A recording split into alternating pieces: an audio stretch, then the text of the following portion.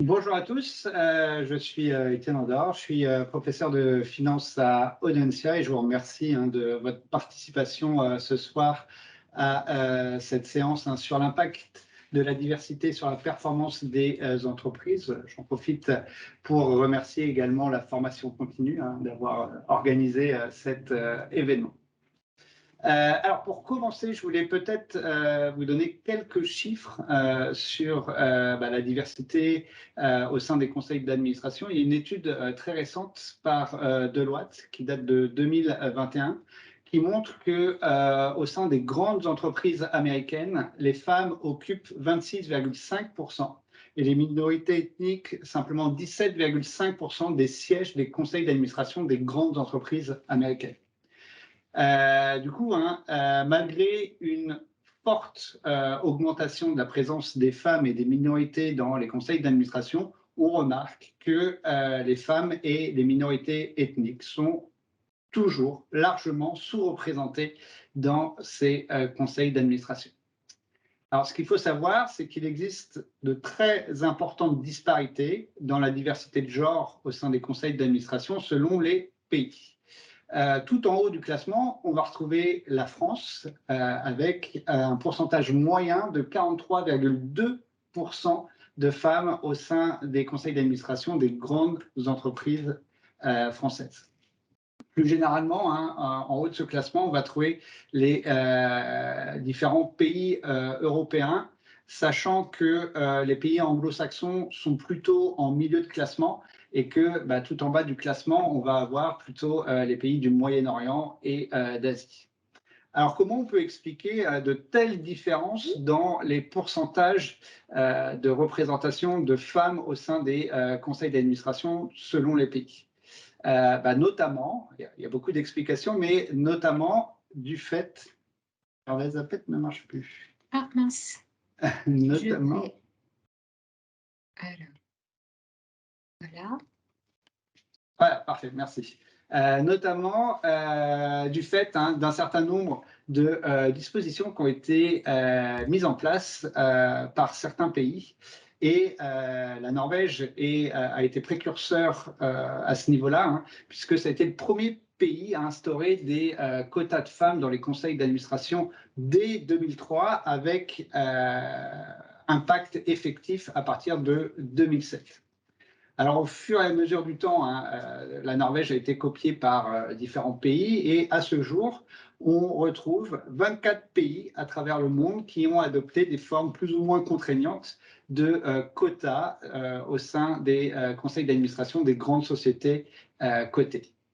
Les pays anglo-saxons ont adopté une approche un peu différente, c'est ce qu'on appelle le comply or explain. Donc, l'idée, c'est de fixer des objectifs de représentativité des femmes dans les conseils d'administration. Et si jamais ces objectifs ne sont pas atteints, l'entreprise doit expliquer les raisons qui ont amené l'écart par rapport à l'objectif. Donc, vous voyez que dans les pays anglo-saxons, on a des méthodes beaucoup moins dirigistes. Sans entrer trop dans le détail, voici la liste des 24 pays qui ont mis en place des quotas à l'heure actuelle. Donc, on retrouve principalement des pays européens et quelques pays asiatiques. Justement, en France, la loi qui a mis en place ces quotas, c'est la loi Copé-Zimmermann, qui est rentrée en vigueur en 2017 et qui s'applique aux entreprises cotées, aux entreprises gouvernementales et aux grandes entreprises privées dont le chiffre d'affaires ou le total d'actifs est supérieur à 50 millions d'euros et qui compte au moins 250 employés. Donc, la règle est la suivante, il faut 40% de chaque genre dans les conseils d'administration. Et dans les petits conseils d'administration, lorsque le conseil d'administration est composé de 8 ou moins de 8 membres, il n'est pas admis un écart de 2 sièges entre les différents genres. Alors, quelles sont les sanctions en cas de non-respect de la loi? Eh bien, la nomination de nouveaux administrateurs peut être gelée et la rémunération des administrateurs présents peut être également suspendue jusqu'à ce que la loi soit respectée. Mais en l'occurrence, hein, on voit qu'il y a peu de cas de non-conformité. Hein, la loi est respectée dans la très grande majorité des cas. Ce qui explique hein, que finalement, dans la plupart des pays européens, on va avoir une représentation assez élevée des femmes au sein des conseils d'administration. Alors ça, c'est un petit peu le côté brillant de la médaille, c'est effectivement les quotas ont permis d'augmenter la représentation des femmes dans les conseils d'administration, mais finalement, il y a différentes zones d'ombre hein, qui demeurent, parce que quand on regarde finalement le pourcentage de femmes présidentes du conseil d'administration, eh bien, le pourcentage tombe à 7% aux États-Unis. Donc, dès qu'il n'y a plus de quotas, finalement, les femmes perdent leur représentation. Et c'est exactement la même chose hein, pour les postes de direction générale. On n'a que 5% de DG dans les grandes sociétés américaines. Alors, à quoi sert le conseil d'administration et quels sont les rôles des administrateurs? Un administrateur, sa principale mission, c'est de guider et valider les décisions stratégiques de la société au nom des actionnaires. Alors, du coup, il faut bien faire la distinction entre les administrateurs et la direction générale. La direction générale doit gérer au jour le jour l'entreprise et doit prendre les décisions pour la gestion courante de l'activité.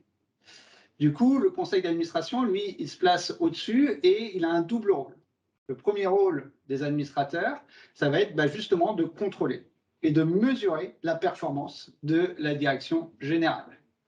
Donc, les administrateurs ont le pouvoir de nommer et de licencier à tout moment les dirigeants de la société, de limiter ou d'étendre leurs responsabilités et aussi de fixer leur rémunération. Donc, le premier rôle des administrateurs, c'est un rôle de contrôle. Le deuxième rôle, c'est de conseiller la direction de la société sur la stratégie à adopter. Donc, deux rôles, contrôle et stratégie. Alors, qu'est-ce qu'on va essayer de présenter dans cette masterclass? On va essayer de répondre à 4 questions importantes, il me semble, en tout cas, qui a intéressé les auteurs en gouvernance. Première question, qui sont les femmes nommées au conseil d'administration et pourquoi y en a-t-il si peu? Deuxième question, quels sont les arguments pour une plus forte diversité des conseils d'administration? Arguments contre cette plus forte diversité des conseils d'administration. Et enfin, la question centrale, quel est l'impact de la présence des femmes au sein des conseils d'administration sur la performance financière des sociétés? Première question. Qui sont les femmes nommées au conseil d'administration? Et question subsidiaire, pourquoi y en a-t-il si peu? Alors ça, c'est un champ de la littérature qui a beaucoup intéressé les auteurs. Alors, de façon un peu résumée, voilà les principaux résultats qu'on a. Il y a une étude menée par Ferreira qui montre que les femmes possèdent plus de sièges d'administrateurs que les hommes et qu'elles ont moins d'ancienneté et qu'elles sont généralement plus jeunes que leurs homologues masculins. Donc, finalement, les femmes seraient moins expérimentées, car plus jeunes et ayant moins d'ancienneté, et elles sont aussi plus occupées. Alors là, c'est presque une forme de paradoxe. L'idée est simplement de dire que, vu que les femmes administratrices sont relativement rares, elles sont sursollicitées pour rejoindre des conseils d'administration, ce qui fait qu'en moyenne, elles ont plus de mandats d'administrateurs que les hommes. Et du coup, elles ont potentiellement moins de temps à consacrer à chaque mandat. Donc, en point négatif, on a ici des femmes qui seraient moins expérimentées et plus occupées. Simpson et Hall, eux, montrent que les femmes, confirment que les femmes sont plus jeunes, de 4 à 5 ans.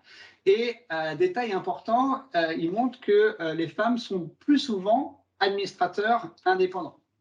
Et ça, c'est quelque chose d'intéressant à noter, puisque je vous rappelle que les administrateurs, ils ont deux fonctions.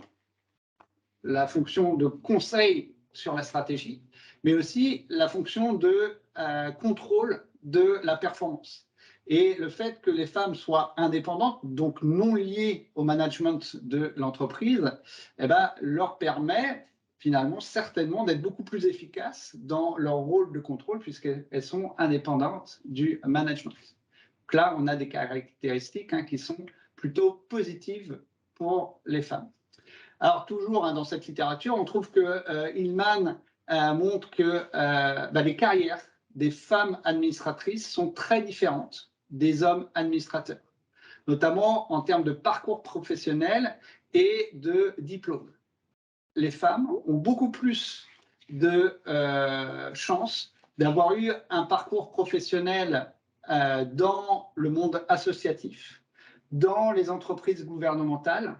Alors, ce qui donne finalement à la fois un inconvénient et un avantage, parce que finalement, elles vont être moins marquées business que les administrateurs. Donc, on peut supposer un manque de connaissances du monde des affaires pour certaines d'entre elles. Par contre, ce qui est particulièrement intéressant, c'est qu'elles ont des expériences différentes par leur parcours.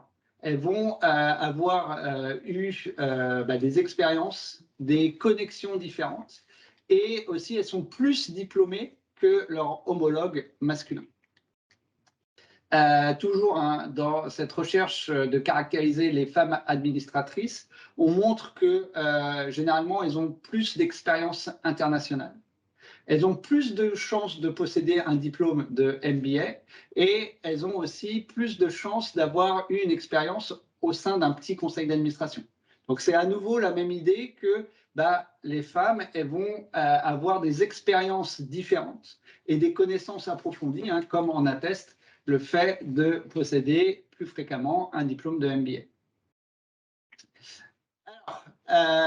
Toujours sur qui sont les femmes administratrices, Wigrock et Hall montrent que les femmes administratrices ont plus de chances d'être affiliées à la direction de la société grâce à des liens familiaux.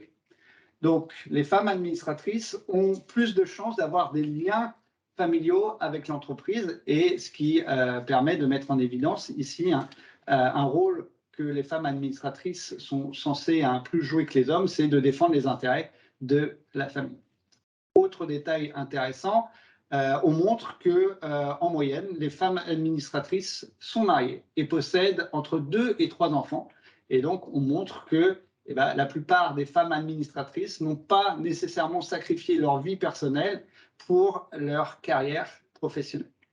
Donc, en 2 mots, voilà, si on essaye de synthétiser sur qui sont les femmes administratrices, on a un certain nombre d'avantages et d'inconvénients sur les caractéristiques.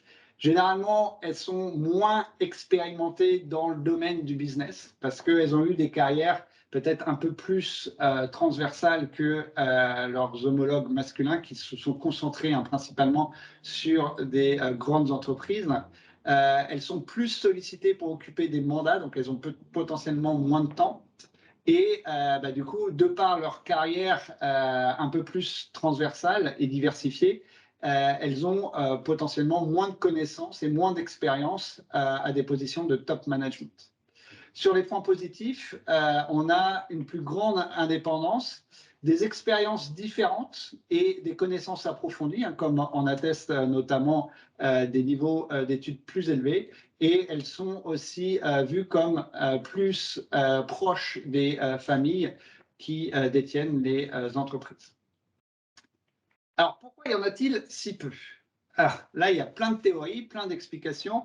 La première, c'est que les femmes sont vues comme trop différentes et comme risquées par les administrateurs hommes.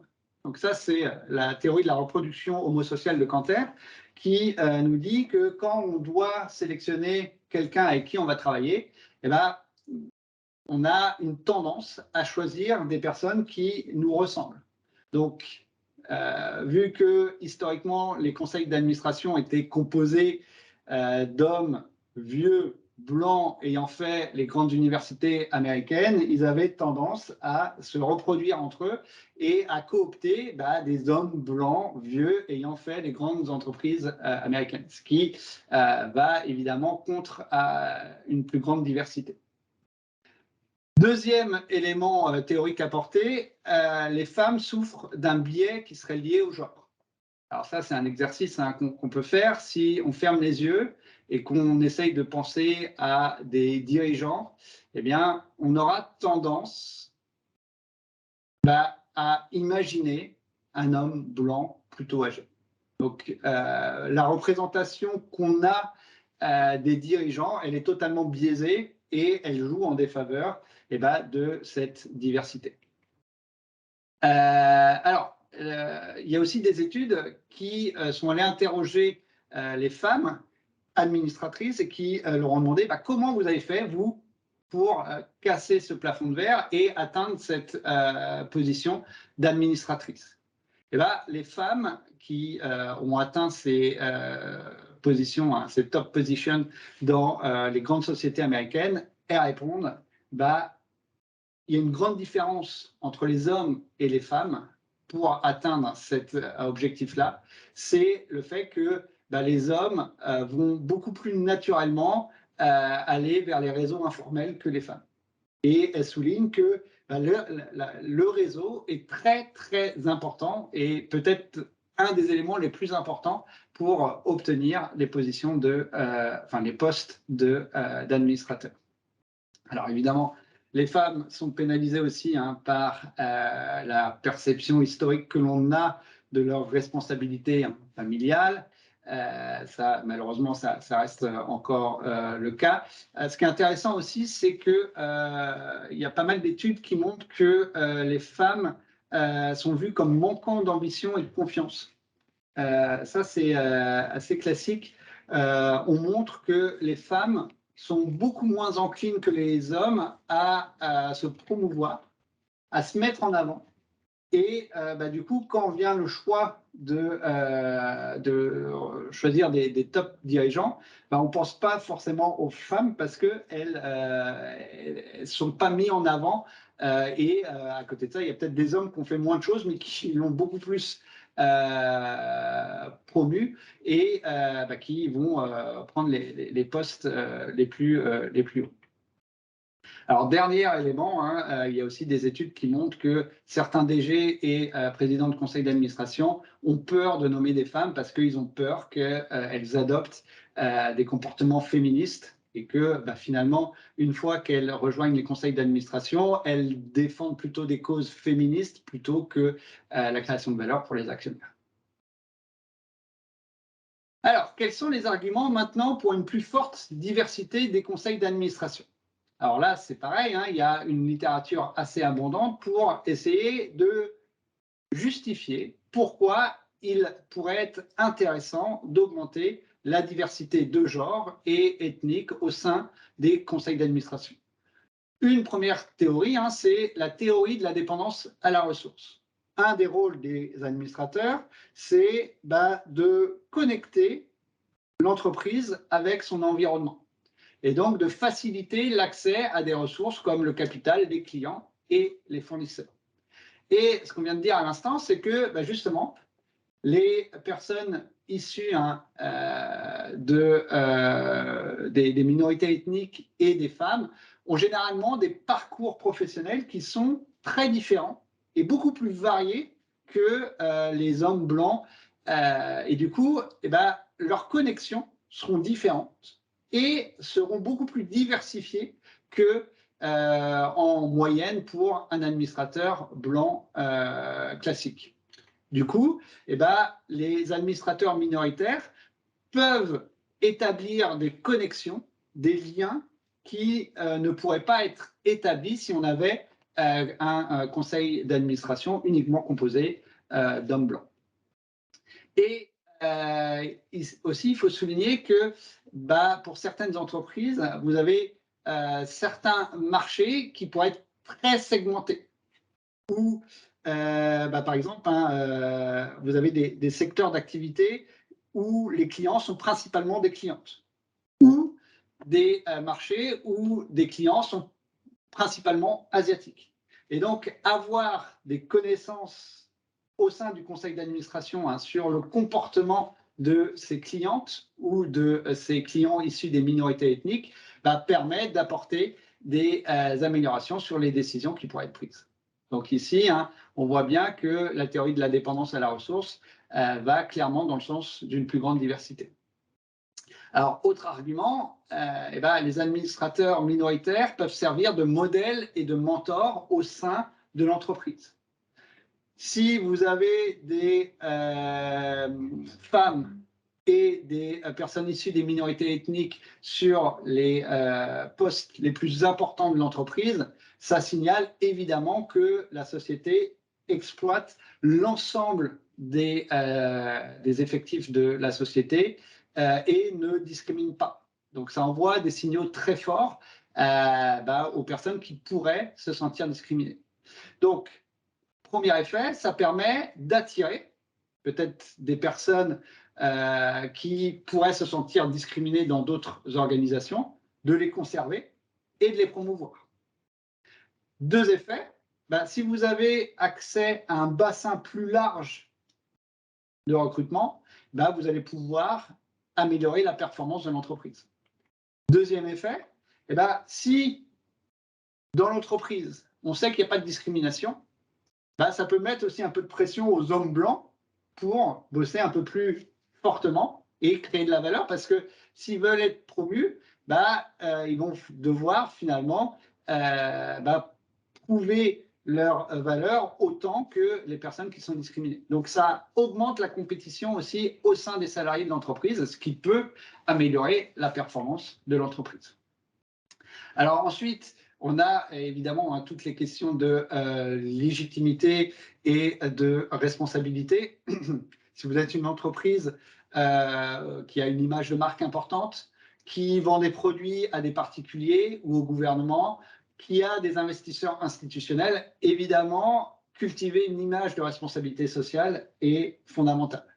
Et donc, ces entreprises peuvent être amenées à mettre en avant la diversité des administrateurs et la composition du conseil d'administration. Alors, autre argument totalement différent, on montre que lorsque vous avez des groupes de travail hétérogènes, où la diversité peut s'exprimer, vous allez avoir beaucoup plus de créativité et une plus forte innovation. Donc, on montre, il y a pas mal d'études qui montrent une relation positive entre la diversité au sens large et l'innovation et la créativité, ce qui permet évidemment de créer de la valeur, de trouver des solutions innovantes et, in fine, de créer de la valeur pour l'entreprise. Indépendance, on en a parlé. Évidemment, selon la théorie de l'agence, il peut exister des conflits d'intérêts entre les actionnaires et les dirigeants. Le rôle des administrateurs, c'est de contrôler la performance des dirigeants, et en étant indépendants, les administrateurs auront une probabilité plus importante de mener à bien ces missions-là. Et puisque les administrateurs minoritaires ont plus de chances d'être indépendants, ils seront peut-être meilleurs pour contrôler les décisions prises par les dirigeants. Alors, ce qui est intéressant aussi, c'est qu'il y a des études qui montrent que lorsqu'il y a de la diversité dans un conseil d'administration, l'ambiance même au sein du conseil d'administration change. Premièrement, parce que lorsque vous avez des femmes dans un conseil d'administration, les hommes vont changer de comportement. Quand il n'y a que des hommes, ils vont avoir tendance à montrer les muscles, à avoir un comportement qui n'est pas forcément très efficace, alors que la présence de femmes va les conduire à se conduire de façon plus professionnelle. Deuxièmement, les femmes administratrices, elles, peut-être parce que elles sont souvent en minorité, elles préparent plus, elles bossent plus et elles sont plus présentes aux réunions. Le taux d'absentéisme des femmes est plus faible que celui des hommes et elles arrivent plus préparées. Et alors ça, évidemment, ça va induire aussi un comportement chez les hommes. S'ils voient que lors des réunions, les femmes arrivent plus préparées qu'eux, ça va les inciter aussi au fur et à mesure de préparer plus ces réunions, et ce qui va augmenter la performance globale du conseil d'administration. Alors, autre élément, l'excès de confiance. Il y a pas mal d'études en biologie, en management, qui montrent que les femmes sont plus averses au risque que les hommes. Et donc, elles sont moins enclines à avoir un problème d'excès de confiance que les hommes. Et du coup, il y a pas mal d'études qui montrent que la diversité dans les conseils d'administration permet de limiter aussi la prise de risque des entreprises. Donc, au-delà de la création de valeur, il y a aussi l'impact sur la prise de risque. La prise de risque serait plus faible lorsque on a des conseils d'administration diversifiés. Alors maintenant, désolé, il va falloir qu'on passe aussi aux arguments contre la plus forte diversité des conseils d'administration. Il y a tout un pan de la littérature qui explique aussi que la diversité, quelle qu'en soit son origine, pourrait avoir un impact négatif sur la performance des entreprises. Premier argument, c'est que finalement, souvent, les administrateurs majoritaires ne prennent pas en compte l'avis des administrateurs minoritaires. Du coup, forcément, au bout d'un moment, ça lasse. Si vous faites partie d'un conseil d'administration et que votre point de vue n'est jamais écouté, vous allez certainement quitter plus rapidement ce conseil d'administration. Donc, il y a un fort taux de renouvellement parmi les personnes appartenant à des groupes minoritaires, ce qui engendre un certain nombre de coûts associés aussi à ce renouvellement. Alors, stratégie d'adaptation des administrateurs minoritaires pour ne plus être placés en minorité. Un des comportements qui peut être adopté par ces administrateurs minoritaires, c'est de se conformer à la majorité. Et du coup, on perd tout l'intérêt d'avoir des administrateurs minoritaires parce que finalement, ils vont se plier à la vision majoritaire.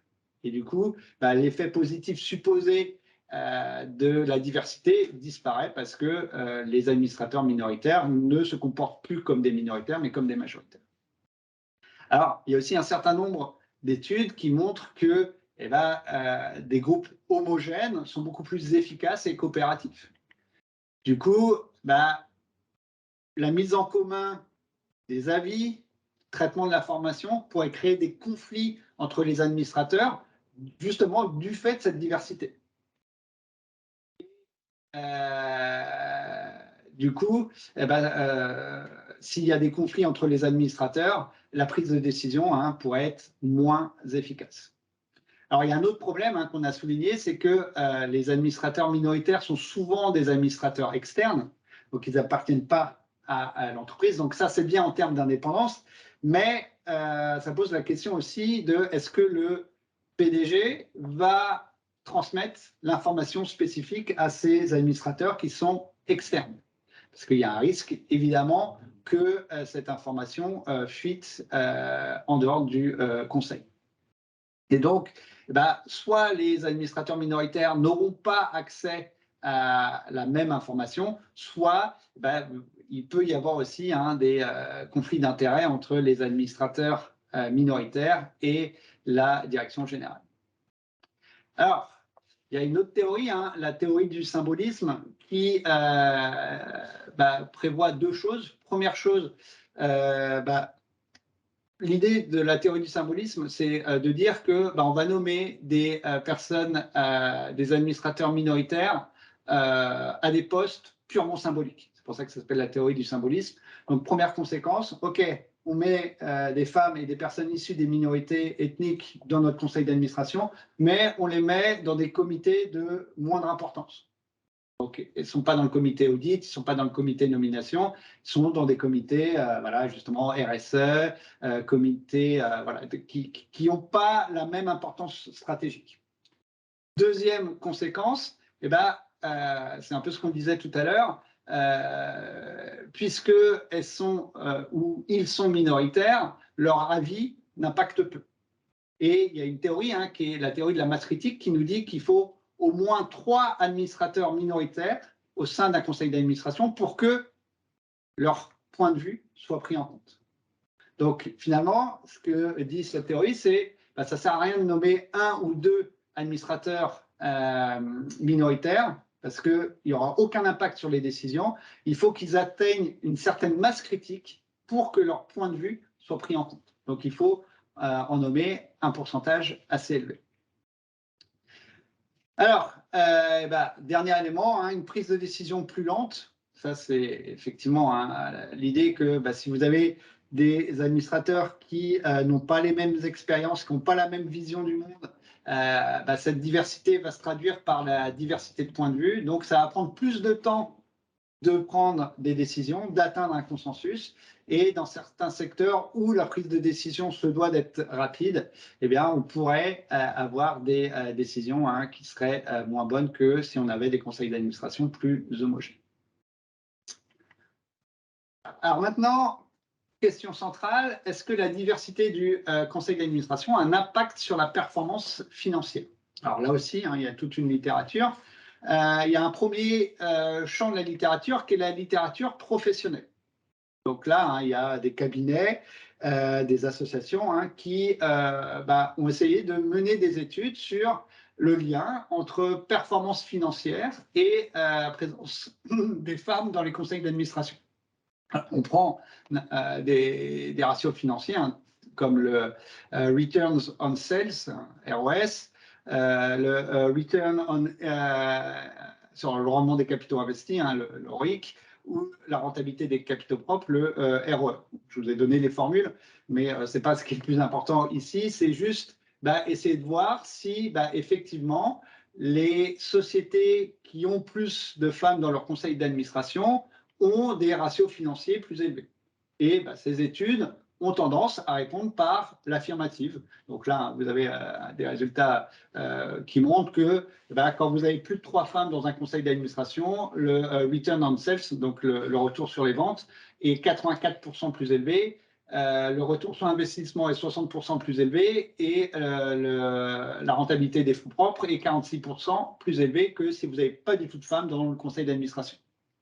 Alors, ces études, elles sont évidemment intéressantes, mais elles ont un gros problème, c'est qu'elles ne contrôlent pas l'impact des autres déterminants possibles de la performance des sociétés, donc notamment le secteur, la taille, etc.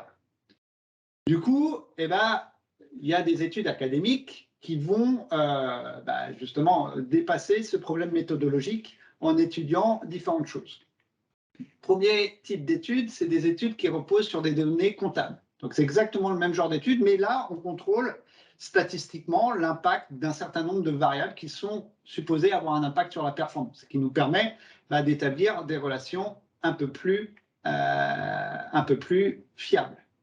Donc, voici un certain nombre d'études. Vous voyez, il y en a plein là. C'est juste un petit échantillon. Le problème, c'est qu'on obtient des résultats contradictoires. 0, ça veut dire qu'il n'y a pas d'impact significatif. 1+, ça veut dire qu'il y a un impact significatif de la présence des administrateurs diversifiés. Et un -, ça veut dire qu'il y a un impact négatif. Donc, finalement, les études sont contradictoires. Alors, il y a plusieurs raisons à ça. C'est que du point de vue méthodologique, on sait que les données comptables, elles sont largement manipulables. Et du coup, utiliser des données comptables pour juger de la performance d'une entreprise, ce n'est pas une très bonne idée. Il y a un deuxième problème qui est le fait que ici, les résultats prennent en compte uniquement la rentabilité et ne prennent pas en compte le risque. Et ça, on sait qu'en finance, c'est un gros problème parce que si vous voulez créer de la valeur, il y a deux façons. Soit vous augmentez la rentabilité, soit vous diminuez le risque. En se focalisant uniquement sur la rentabilité, on ne peut pas conclure sur la création de valeur. Il se pourrait très bien que les femmes diminuent la rentabilité, mais diminuent encore plus le risque, ce qui crée de la valeur in fine. Donc là, ces études, elles sont biaisées. C'est pourquoi il y a d'autres études qui utilisent des données de marché. Donc ici, je vous ai montré des formules de calcul. Généralement, on prend ce qu'on appelle le Q-Tobin ou le Market to Book Ratio. Donc c'est finalement des indicateurs de performance, mais financiers, de bourse. Et donc là, il n'y a pas de possibilité de manipulation, parce que c'est vraiment la réaction des marchés. Le problème, c'est que, à nouveau, on a des résultats contradictoires. Les problèmes avec ces études, c'est ce qu'on appelle des problèmes d'endogénéité. C'est-à-dire que même si on montre qu'il y a un lien entre la performance des femmes, entre la présence des femmes et la performance de l'entreprise, on ne sait pas quel est le sens de la relation. Et ça, c'est un gros problème parce qu'une relation positive pourrait être interprétée de deux façons. Soit effectivement, les femmes augmentent la performance, soit c'est l'inverse. Les femmes vont dans les entreprises qui ont une performance plus élevée. Et donc là, finalement, on n'est pas capable de montrer qu'il y a un lien positif de la performance, de la présence des femmes sur la performance. Pour contrecarrer ce problème-là, on peut utiliser une autre méthodologie qui s'appelle la méthodologie de l'étude d'événements. L'idée, elle est très simple, c'est on va regarder la réaction des marchés à l'annonce de la nomination d'un administrateur minoritaire. Si le marché considère que l'administrateur minoritaire, sa présence va augmenter la performance de l'entreprise, c'est perçu comme une bonne nouvelle, le cours devrait augmenter. Si la diversité est vue négativement par les investisseurs, le cours devrait diminuer. Donc en regardant la réaction du marché à l'annonce d'une plus grande diversité ou une plus faible diversité, on pourra avoir un impact sur, en tout cas, une mesure de la création de valeur. C'est ce qu'on appelle la rentabilité anormale. Voilà les résultats de ces études. Donc là, généralement, les résultats sont plus positifs dans le sens où, généralement, on voit que la nomination d'un administrateur minoritaire a généralement un impact positif sur la performance de l'entreprise. Et il y a même des études qui montrent que cet impact, il est plus fort lorsqu'une femme est nommée que lorsqu'un homme est nommé. Donc ça va dans ce sens-là. Alors là aussi, on a un certain nombre de problèmes méthodologiques. Je ne rentre pas trop dans le détail, mais le problème principalement, c'est que la nomination des femmes sont annoncées en même temps que d'autres annonces. Et il est très difficile d'isoler l'impact de la nomination d'une femme des autres annonces qui sont annoncées par l'entreprise. Du coup, on a aussi un problème de fiabilité par rapport à ce genre d'études.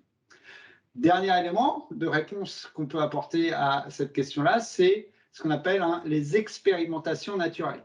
On peut regarder ce qui s'est passé suite à l'adoption des quotas dans les différents pays. Et donc, on avait vu que le premier pays à instaurer des quotas, c'était la Norvège. Et il y a deux éléments marquants qui se sont passés au moment de l'adoption de ces quotas. Premier élément, on note une chute significative du cours. Donc, les quotas ont eu un impact négatif sur la valeur des entreprises. Et on note aussi une forte diminution du QI de Tobin, donc de la performance des entreprises au cours des années qui ont suivi. Et l'explication qui est donnée, c'est qu'il y a un choc extrême qui est exercé sur les entreprises. Elles doivent recruter à tout prix des femmes pour se conformer au niveau d'exigence des lois. Et du coup, ça a eu un impact négatif sur la performance. Alors, en conclusion, voilà ce qu'on peut dire sur ces questions-là. Sur qui sont les femmes nommées au sein des conseils d'administration, on a une tendance à avoir des femmes qui sont moins expérimentées dans le monde des affaires, mais qui apportent un capital humain important et diversifié au sein des conseils d'administration. Donc ça, c'est vraiment l'argument principal pour la création de valeur, c'est que l'expérience des femmes est très différente de celle classiquement des administrateurs hommes blancs. Du coup, cette diversité va être très précieuse pour les entreprises. Alors, comment on explique la faible présence des femmes au sein des conseils d'administration? C'est principalement par des biais qu'ont les administrateurs hommes.